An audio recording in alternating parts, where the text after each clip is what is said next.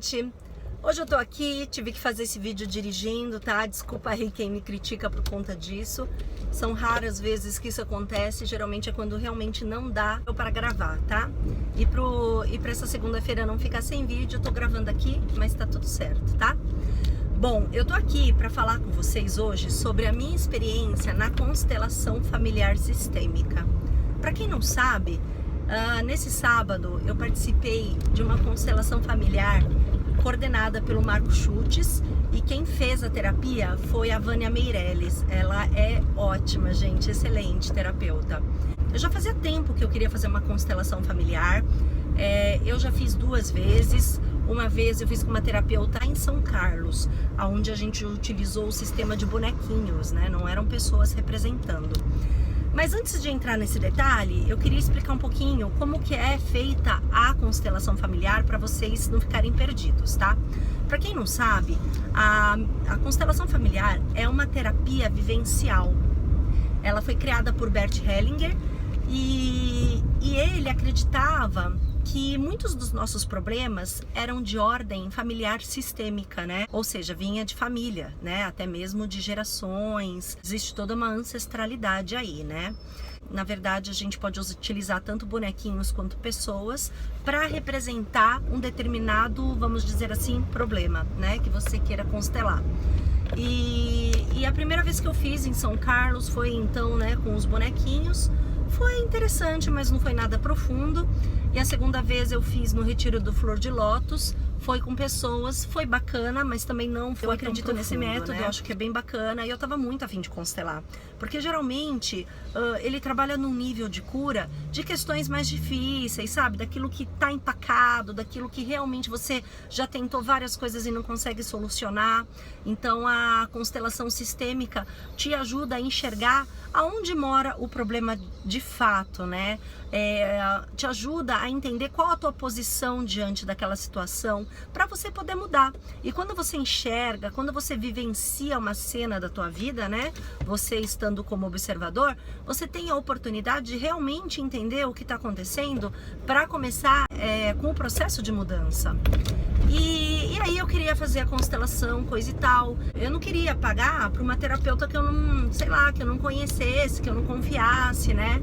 E quando surgiu essa oportunidade do Marco Schultz enviar um e-mail, né, fazendo esse convite, cara, na hora eu não tive dúvidas, né, entendeu? Era como se o universo estivesse me mandando esse presente, porque tudo que vem do Marco, cara, sinceramente não é puxa-saquismo, não é nada, quem o conhece sabe, é garantido, entendeu? Aí eu fiz a minha inscrição, dava para fazer tanto como cliente quanto como representante, né? O cliente, no caso, senta lá, o cliente, no caso, traz a situação para os representantes, né, atuarem. E o representante só fica atuando, né, nas situações das outras pessoas, mas vale lembrar que até mesmo os representantes têm lições, tá? Mesmo representando a situação e a vida de uma outra pessoa, cara, como serve pra gente? Eu vou contar aqui pra vocês também como foi a minha experiência de representante. Bom, eu tava bem apreensiva, eu tava bem nervosa, né? Porque eu tinha que me expor. Era um grupo de mais ou menos umas 10 pessoas. Algumas eu já conhecia, né?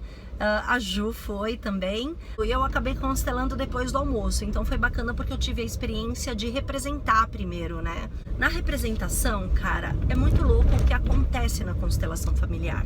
Porque a terapeuta vai te guiando, né? Por exemplo, ela chama o cliente, a cliente senta, expõe o problema, né, na sala pro grupo, né? Aquilo que ela quer resolver, a situação que tá difícil pra pessoa.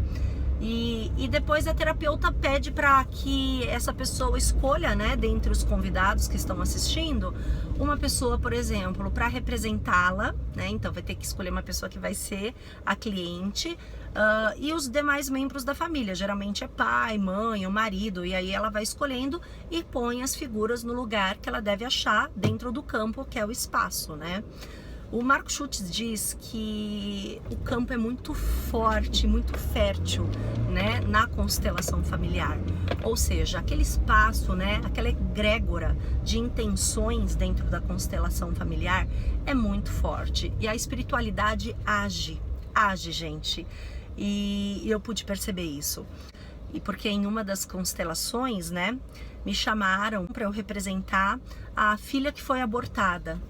E, gente, eu comecei a chorar naquele momento. Vem coisas assim dentro da gente, uma necessidade de sentir realmente as emoções, sem ter vínculo nenhum com a mente, sabe? Quando te chama para representar e um papel na constelação familiar, eu não sei o que acontece, parece que você realmente embarca naquilo, não é nada de psicodrama, não é nada ensaiado, entende? Realmente você vai lá, faz o que tem que fazer, porém você o tempo inteiro é questionado sobre as suas emoções.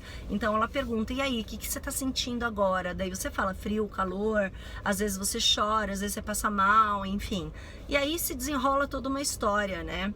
E numa dessas vivências, né, como representante, foi muito louco, cara, porque eu percebi o quanto uma carência, uma falta de atenção, né, para com o filho na infância causa tamanhos problemas na vida futura, né? Porque a cliente que estava lá representando, por exemplo, ela tinha um desconforto muito grande por não ser respeitada, né?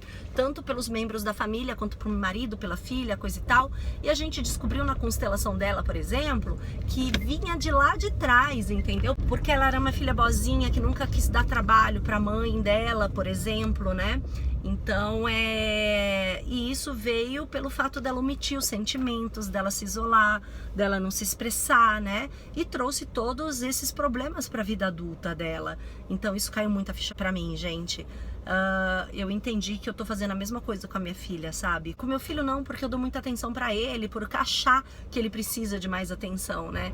Então, inconscientemente, sem querer, às vezes a gente engata num pensamento assim que é só seu, um ponto de vista que é teu, e você acha que é certo tá fazendo aquilo, quando na verdade tá causando vários traumas, né?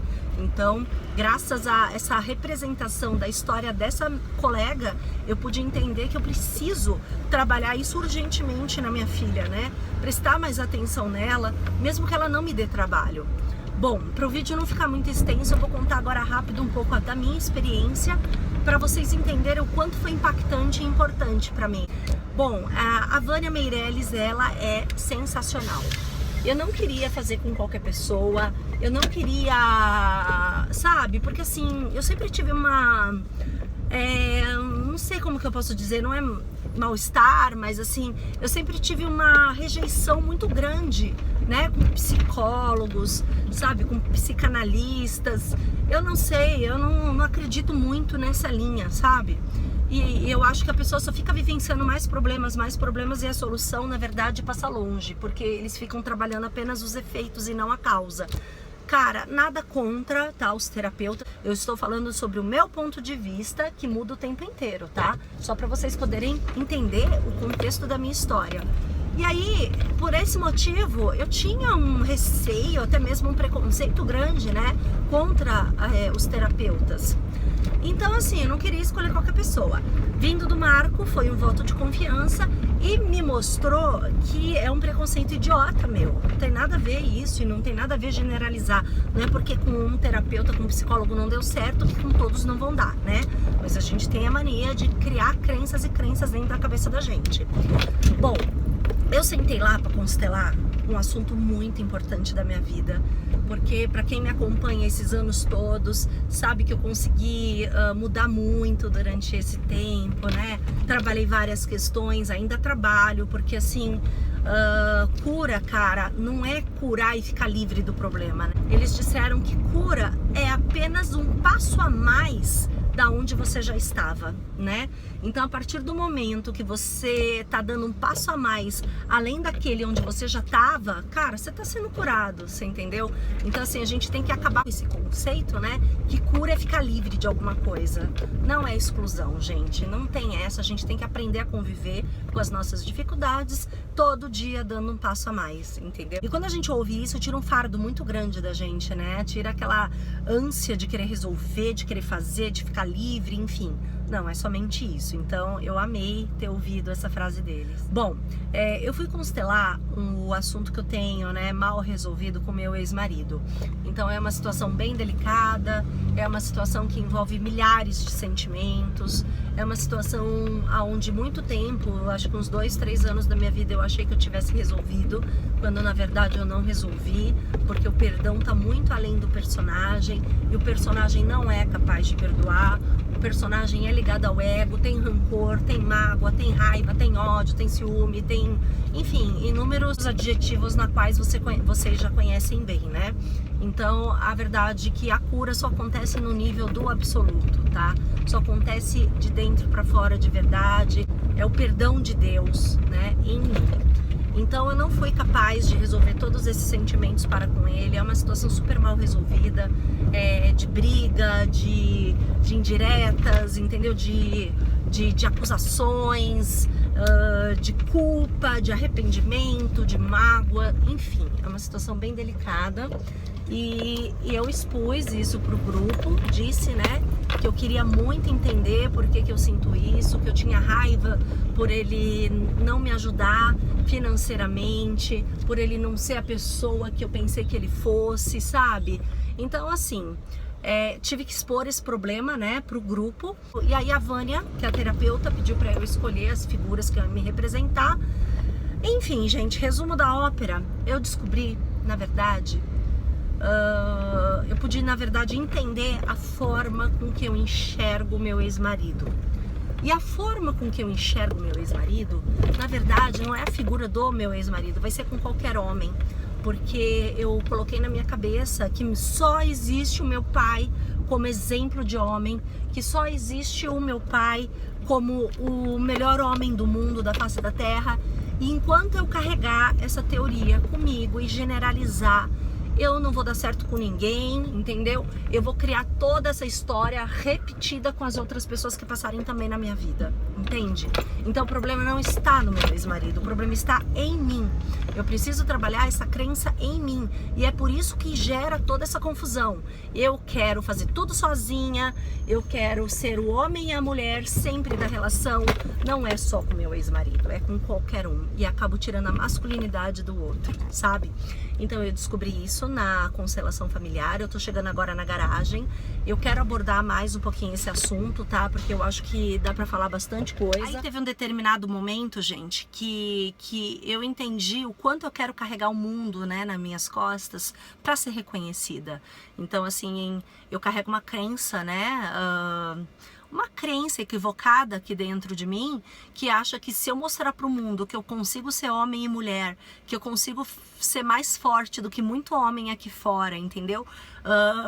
Carregando todo o peso de toda a responsabilidade, arcando por tudo isso, eu vou ser reconhecida, eu vou ser valorizada pelos meus pais, todo mundo vai achar que eu sou, a Mulher Maravilha. E isso é uma crença louca da minha cabeça, de não saber pedir ajuda, né?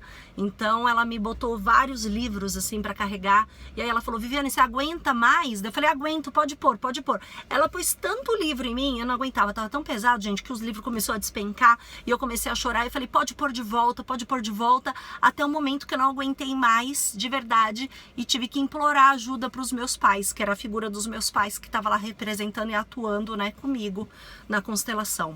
E ela me ensinou também a pedir. Eu entendi que eu não sei pedir favor, né? Eu não sei pedir ajuda.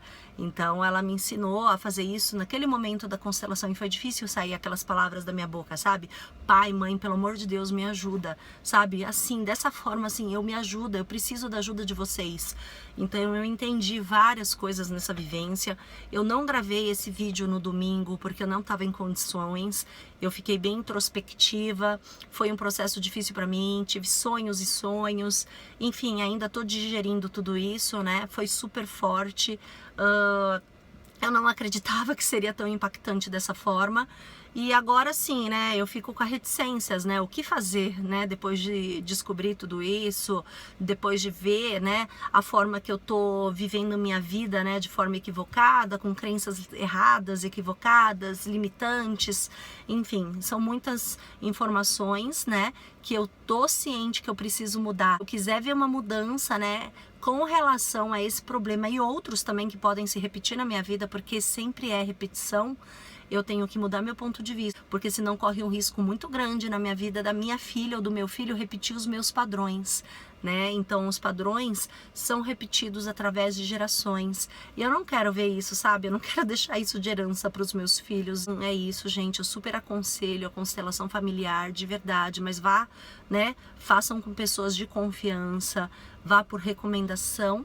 E se vocês tiverem alguma dúvida, entre em contato comigo. Eu vou deixar aqui alguns links, tá? Que é do Simplesmente Yoga, do Marco Schultz e da Vânia Meirelles, tá? Para quem quiser procurá-los. E qualquer dúvida, vamos conversar sobre esse assunto. Eu acho que tá valendo, né? Mais uma ferramenta de cura para quem tá buscando autoconhecimento, tá? Um beijo enorme no coração de todos vocês. Namastê!